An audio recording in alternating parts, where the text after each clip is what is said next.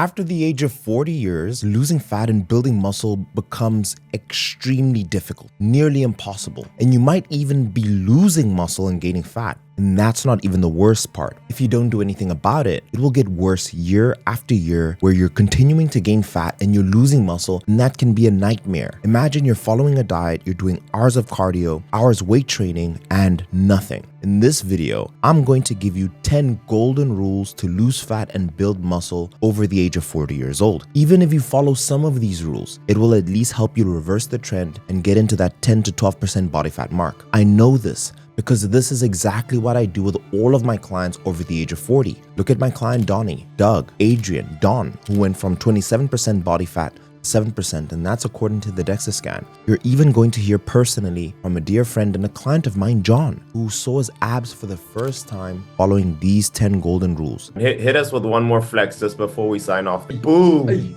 boom, incredible. Come on. Let's not waste time and dive straight in. In my opinion, number 9 will be the most important rule. There's a reason why I've put it there. Roughly, around the age of 10 years old, we all go through a thing called puberty. All of a sudden, you're growing taller, you can run faster as Usain Bolt, your voice deepens, you get facial hair, muscular development. This change almost feels like it's overnight. It's like when Peter Parker gets bit by the spider, the next day he's jacked. And this all happens because of testosterone. It increases 300% during that period. And this is exactly why you could get away with eating the crap and gaining no fat, barely training and gaining a lot of muscle quickly. And those are all the beautiful benefits of testosterone. Now, when you enter that 35-year plus zone, you go through a thing that I will call reverse puberty, right? And research shows this. Starting in your 30s, on average, your testosterone levels begin to decline at roughly 1% per year. If you're lucky, sometimes even more. By 40, the effects of this low testosterone can be significant. So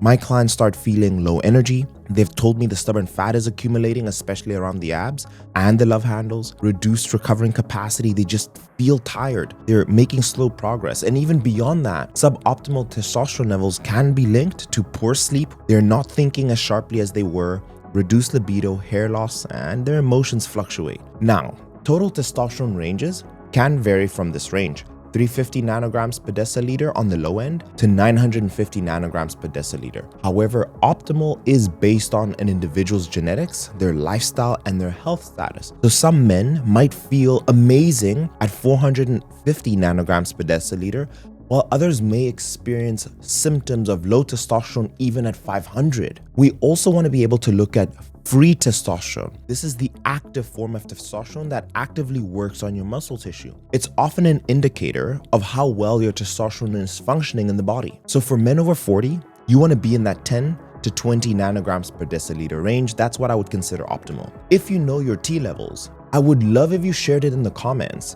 And I think men don't communicate about this enough. So let us know your age, what your testosterone levels are, and if you've experienced increasing that and what difference it was. That way men can read it and say, hey, I'm very similar to this guy or this guy. And it might encourage you to start making some changes. And if you're in your 30s, I want all of you to pull a full blood panel.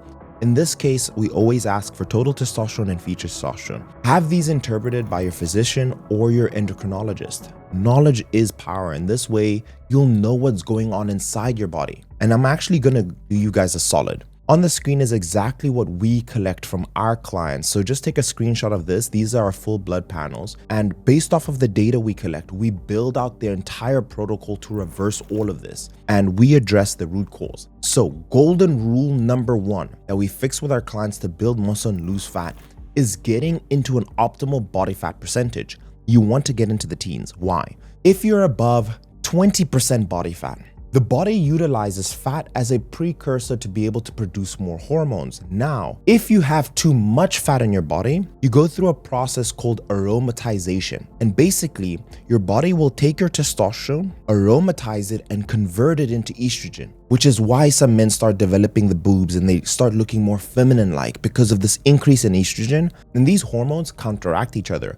The more estrogen you have, the less testosterone you'll have. And this is why it's important to get into the teens. This will naturally increase your testosterone. Now, in the opposite direction, why for some men it can be detrimental having too little body fat is that, again, fat is necessary to produce hormones.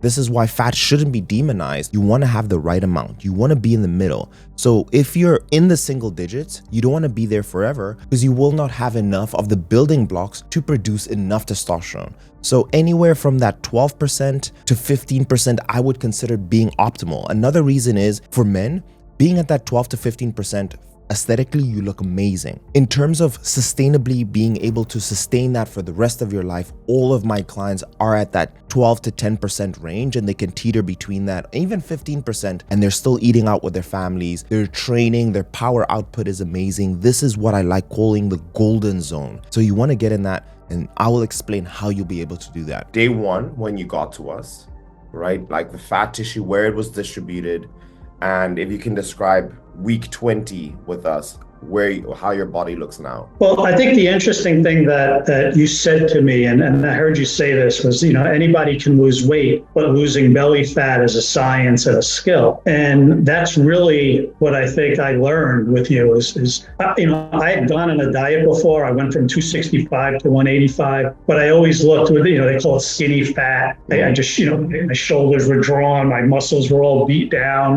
but I was, my face was drawn out. And, now when I see people that are like doing all these carnivore diets and these radical diets, and I'm like, you're doing it wrong. Like you gotta follow your macros. They're important. There's a science to losing your belly fat. You don't want to just have no shoulders, a skinny head and a fat gut. Like that doesn't make you look good. And I got to tell you, I don't have like a ripped six pack yet. I'm still going to get it. But if you look at it now, like I also don't have a lot of skin. I'm not really dealing with a lot of hanging skin issues. I'm lean as all hell. My shoulders are, up there now, and I flex and I got muscles. And this is after I'm like ready to go to bed now. Number 2, the golden rule to be able to lose fat for men over 40 will be introducing cardio. And there's going to be 2 forms of cardio I want you to pay attention to. Listen to what a client of mine did. I was like 163 the week before my birthday, and I was trying so hard to get to 160, and I had an ear surgery. And the guy tells me you can't work out. So I called up Max and I was like, what do I do? I can't work out for a week. He's like, you hit 15,000 steps every day. And I listened to him, and on my birthday, I lost like 5 pounds just hitting 15K steps for a week. Now, this is exactly what we do.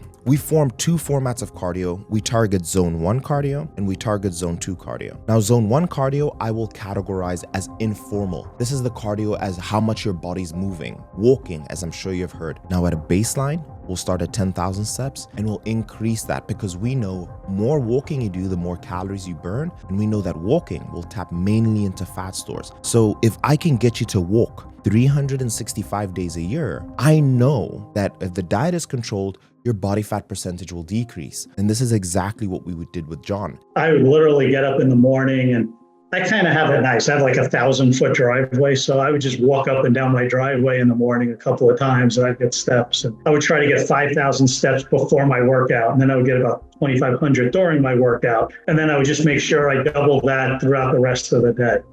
Now I'm not doing that as much. What I'm kind of doing now is I'm getting up, I'm getting maybe 1,000 steps, just walking around the house. And then I'm going down, trying to do like 10 minutes on the assault bike, 10 minutes on the treadmill, just to get that cardio going, get my blood going. I'll get like 3,000, 3,500 steps that way. I'll get another 2,000 steps working out. And then I'll just go outside and I'll walk around the entire property and get my other, I'll go to work.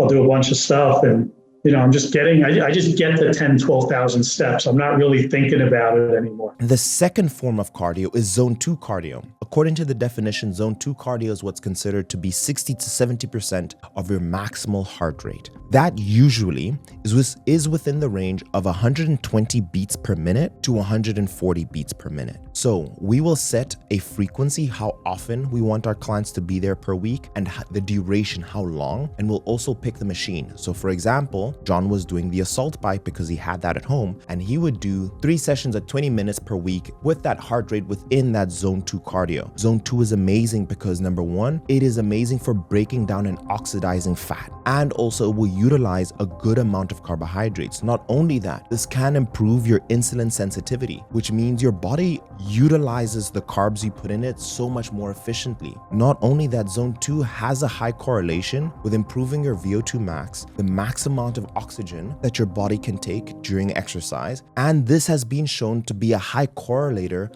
with a long health span, not lifespan, not living longer, but living longer healthily, where you can run, play with your kids, be energetic in your 60s, 70s, and 80s. And this definitely has to be a mindset shift with men over 40. We don't want to survive. We want to thrive when you're in that age range. And this brings back a lot of my clients' energy. Turning 60 and how your energy levels are now and being able to do things throughout the day compared to what they were in the past. We bought this 11-acre property that had like 8 billion branches all over it, trees that were down. And I just looked at it and I was like, I'm going to clean that mountain. I'm going to take that and make it beautiful. I just literally and I picked up branches and I mowed the lawn myself and I weed whacked myself. And now there's about 8 billion leaves that are about to fall. And I love it because it just keeps me active. But more importantly, I look at it and I go, the only way I'm ever going to be able to stay in this house is if I'm able to do those things. So I look at it and I say, hey, if I want to be able to own this house, if I want to be able to enjoy the things I enjoy doing, I've got to stay healthy. Otherwise, I can't do it. So what I'm going to do for you right now, I'm showing you an 8-week protocol for what you can do for your informal cardio, and I'm also showing you an 8-week protocol that you can do for your formal cardio. The cardio tools I recommend: a salt bike, a walking treadmill on incline. You can also do an elliptical, and you can do a Stairmaster. What those machines all have in common is that they're very low impact, so they're not going to hurt your knees or your ankles, which is something we need to consider when you're over the age of 40. Now, doing these 2 programs will bring your body fat percentage down, so just follow what I just gave you. Number 3, golden rule number 3 is what I call the protein paradigm. And nobody's talking about this online. What happens is your body goes through a thing called anabolic sensitivity. If you eat a certain amount of protein when you're in your 20s, your body will use that protein efficiently, but it can become a bit more rusty as you get older. The way you look at protein intake is that your body is going through 2 phases, and it's a spectrum: muscle protein breakdown and muscle protein synthesis. And dependent on how much protein you're consuming, your body will either be in muscle protein synthesis and muscle protein breakdown. You've read the research saying you want about 0.8 to 1 gram of protein per pound of body weight, which is fine.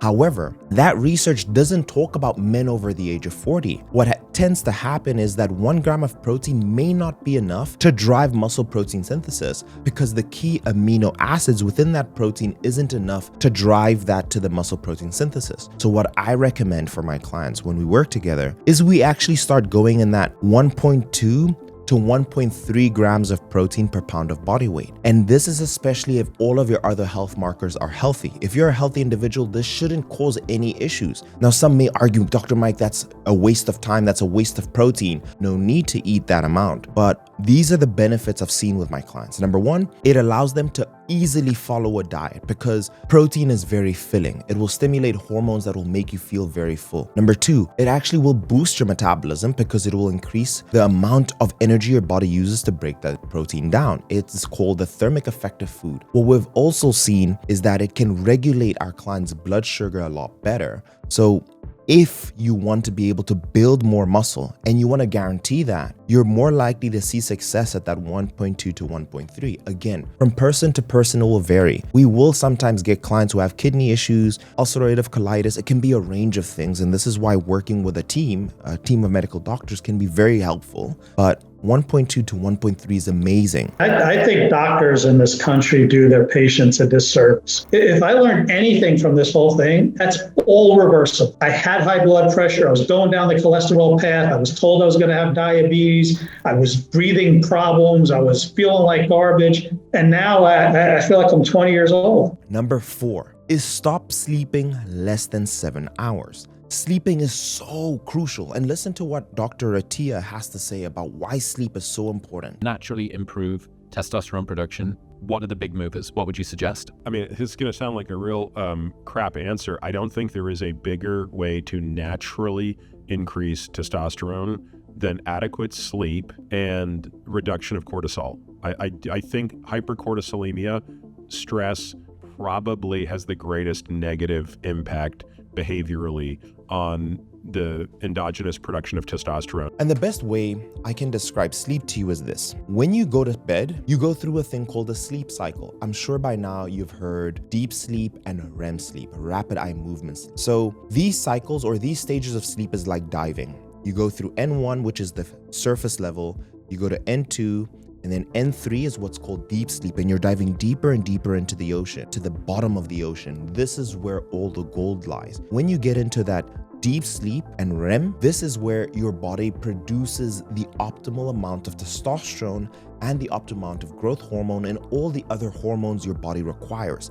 This is where your body's excavating and getting all the things it needs to be able to perform optimally. What happens is if you're sleeping 7 hours and less, you're cutting this excavation of gold short. So you're leaving testosterone and growth hormone on the table. Also, in the complete opposite direction, you actually want to eat more food sleeping less. You're not happy as you normally would. Your energy levels are low and you try and compensate eating highly palatable foods like burgers and pies, and you just think that you have low willpower or low motivation. It's just because you're sleeping less. So you have to sleep more. And one of the things we work with our clients is, and what we did with John, one of our main focuses is getting them to sleep 7 more hours. I go to bed so tired. I like get out, if I'm not tired, I go down and I do 20 more steps on the machine. I'm doing the air bike now. I bought the Soul bike, and I'm starting to try to figure out how to get more time on that. And I'll just go and, I want to go to bed tired, and that's allowed me to literally sleep. I get up about 6 o'clock in the morning now. It's really been amazing. It's been an amazing journey. And, now I'm not that guy, right? I'm like, Incredible. That's pretty amazing, for a guy that was 265 pounds. This will not only just help them with being able to lose fat and build muscle because they have more testosterone, this also helps them in terms of being so much more productive. And remember, research has even shown men who are sleeping less than 7 hours in 1 week can dump their testosterone levels by 10 to 15%, and that's massive. These are the protocols I highly recommend. I'm going to give you the playbook. Number 1, remember that us as humans, we're habitual creatures. We're creatures of habit. So you want to build a system that will allow you to go to bed at the same time each and every single day and wake up at the same time. So number 1, what I love doing is I tell my clients, set an alarm for when you want to wind down. So the first thing I tell them to do is, okay, if you want to go to bed at 10 p.m., 10 hours before that should be your last caffeine. So 12 o'clock in their case will be your last caffeine. So that's 10. Then I also tell them, okay, you want to go to bed at 10 p.m. 3 hours before you go to bed, you should have your last meal, because you don't want to have a meal before going to bed and you're going to be digesting. It'll be so much harder to sleep. So at 7 p.m., they will no longer eat more food. At 2 p.m., I'll tell them, hey, we want to cut off drinking any liquids, because you don't want to disrupt your diving into the ocean, waking up and then going to the toilet and it taking forever to go to bed. And then 1 hour before bed, because they're always busy, they are usually looking at their screens. You're watching TV with your family, you're sending emails, you're texting on your phone. The first thing we try and do is reduce their screen exposure, but if not, we make them and we get them blue light blocking glasses. It's these amber glasses, and this stops the blue light, which will increase your melatonin production. Melatonin is the sleepiness hormone, so that by the time it is 10 p.m., right, so 1 hour before at 9 p.m., by 10 p.m. they really feel sleepy. The 2 supplements that we definitely recommend for a lot of our clients is, number 1 is magnesium bisglycinate, magnesium L-threonate. This will help you in terms of being able to decrease the latency of waking up in the middle of the night, and you'll be able to go to bed quicker, but it will also help you in terms of your recovery and recovering your central nervous system and parasympathetic. It's an amazing supplement for sleep. The second one that I recommend is a supplement called apigenin. Apigenin is a derivative of chamomile, and I'm sure you've heard of chamomile tree. So these are both natural supplements that are usually lacking in males. That being said, to be able to reset your circadian rhythm, my clients will wake up in the same time each and every single day, and the first thing they'll do is get light exposure. The moment they get light, it will shut down the melatonin production, and this will reset your circadian rhythm. Golden rule number 5 is intelligent training. To be able to build muscle, you have to resistance train, but you need to do so intelligently so that you don't injure yourself. We don't want to take 1 step forward, and we don't want to take 2 steps back. So, you guys have me on 5 times. Today was one of my days off. So just to give you an idea, on my day off, I got up and I did 50 ab coasters. I did 50 crunches, decline crunches. I did 50 over the head crunches. I did 50 push-ups. and I did 50 leg raises, and then I did 10 minutes on the air bike and 10 minutes on the thing, just on my day off to kind of feel good about it. We want to be able to protect the areas of high vulnerability. In my experience, this is the knees, elbows, and the back for individuals over the age of 40. So for your knees, on the screen, I'm showing you 3 workouts that you can do that are amazing. That is wall sits, that is banded sidewalks, and that's sled pulls or walking reverse on an incline on a treadmill. This is amazing for your knees. The same thing to do with your core. I highly recommend working out your core so you can protect the integrity of your spine. We want to avoid any bulge discs or any lower back pain. How you can do this is planks. You can do side planks. You can do wood choppers or twists for your obliques, external and internally, and any normal crunches. This will strengthen your spine, this will improve your posture, and this will reduce the risk of any bulge discs.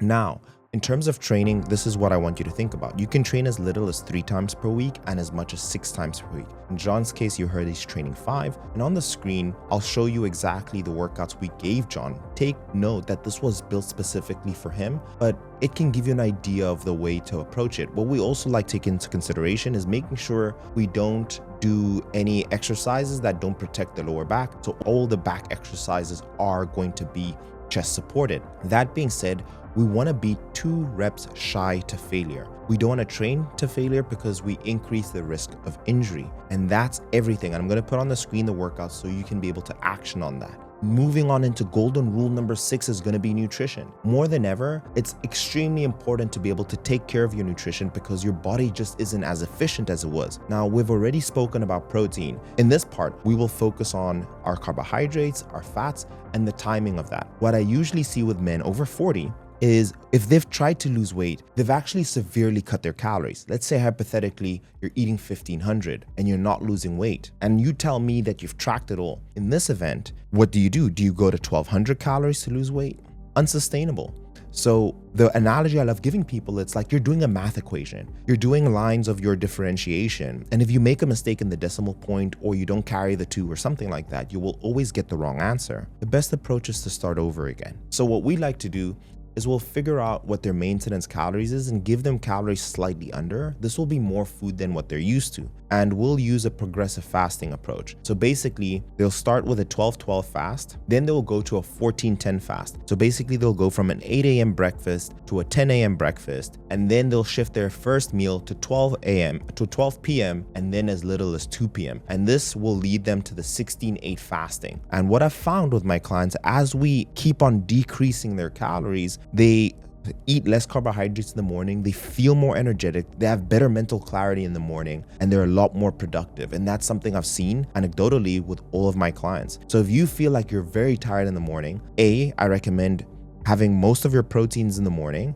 and your carbohydrates in the afternoon, or B, just do the progressive fasting like I recommended so you can have a productive morning and getting new energy from the food you're eating in the afternoon. You need to track all of your calories, especially your carbohydrates and fats more than ever, because very likely your body isn't as efficient. So if you overeat on the carbohydrates, it can be stored as fat. If you're overeating the fats, it can be stored as fat. So I recommend tracking your calories, and this way you can manipulate the numbers and you know what cannot be measured cannot be managed. So, the number one thing was just the guidance. It's like very easy to follow. I figured out one thing. It's very easy to overeat, and it's very easy to follow your guys' guidance. What's very hard is sort of getting up in the morning going, what do I do? So the one thing that you eliminated for me was the question. Like, what do I do? I just get up in the morning, I open up my software, I'm like, what meal do I want to eat today? I think everybody's looking at this thing going, oh man, you got to kill yourself for 6 months. I didn't kill myself for 6 months. I feel great. I look great. I've been eating great. It hasn't been painful. Now, if you want a team of medical doctors to take care of that fully, you want to see abs once in your life, and you want a guaranteed way, you can fill the application and there's a video explaining how we work if you want to work with me and my team, but you can action all the things I've given you in this video. Let's move on into golden rule number 7. We can chat a bit about alcohol, John. Were you ever a drinker? Because you go to a lot of business events. Never? To be honest with you, alcohol to me is like the worst tasting stuff I've ever had. I would rather have like water than wine. Like I don't get the whole, wine, and like I'm not big into like warm drinks and all that kind of stuff. The cold water is, better than anything. Eliminating alcohol. The connection between alcohol and testosterone suppression is clear. Chronic drinking will damage a thing called your Leydig cells. These are specialized cells in the testes that are responsible for producing testosterone. It's not just a short-term effect. Over time, this damage will lead to a sustained drop in testosterone, sapping your energy levels, your motivation, your ability to maintain muscle. Think of testosterone as your body's savings account. So in short, you want to be able to reduce your overall drinking. If you can do it to once per week and then once every 2 weeks and then just not at all, what we've found is with our clients, when they start drinking less in the beginning, it can be challenging, but you actually start realizing how much more productive and energetic you are. Drinking less alcohol can be one of the best things that you can do for your overall life and vitality. We're not even talking about the damage it does to the liver, but just the damage it can do to your testosterone. So let's reduce our overall alcohol intake. Now, if you can have a glass of wine once per week and you've reached your goal, amazing. But if you're trying to reach a specific goal, lose fat and build muscle, cutting out the alcohol can be the easiest low-hanging fruit you can take advantage of. Golden rule number 8, cortisol. Cortisol is regarded as stress hormone, but chronic elevation of your cortisol can become a big issue. Now, it is very common for men over 40 to be extremely stressed and for you to have adapted to that level of stress. But the way I like describing cortisol, it's everything that's opposite to what testosterone does. It breaks down muscle tissue, it increases your insulin resistance, it takes away your energy, and it increases the amount of fat. You want to be able to reduce your stress levels. Without getting woo-woo, the easiest ways to do this is meditation, going on walks, doing more walks, mindfulness, maybe writing in a journal, and exercising is an amazing stress reliever. And those things will consequently bring down your cortisol, but you want to bring your overall stress down, and it's important that you take care of yourself. But this is one of the easiest things that you should do to be able to boost your testosterone, because cortisol is a testosterone killer.